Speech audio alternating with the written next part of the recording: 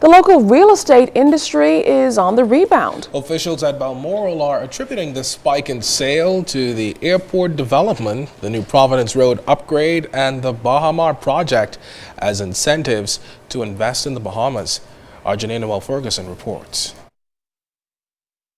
Having invested $30 million in the Balmoral property during the brink of a worldwide recession 5 years ago, president of the high-end development Jason Kinsdale says signs of an economic turnaround are evident. And in light of this, he's encouraging first-time homeowners to take advantage of the government stamp exemption. So don't wait. We have the first-time buyer exemption that's expiring in a month. As a 5% exemption on stamp tax of the purchase of the home, and property tax exemption for the first 5 years.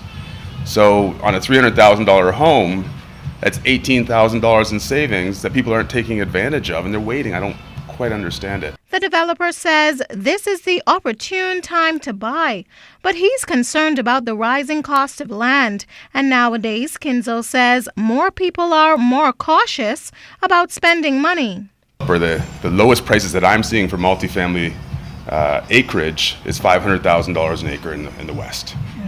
So how can I pass on an expensive home to a potential buyer when I have to pay $500,000 an acre? So there's a lot of people waiting and seeing, but land is not getting cheaper, it's getting more expensive.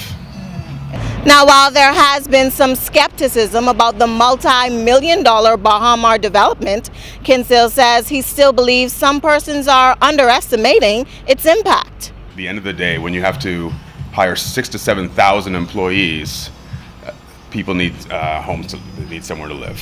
There's going to be foreigners coming in. I know there's an issue with the permits, but the reality is there are foreigners going to be coming and they need homes. So you should be positioning yourself as a potential landlord.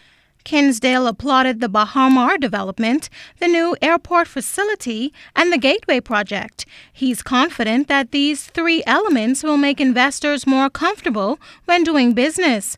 But he says the issue of crime can turn all of those positives into negatives. It impacts us socially and economically and on many fronts. And that was one of the reasons that we decided to embark on this gated community concept, because unfortunately it's a necessity, it's not a luxury, and that's the point where we're at right now.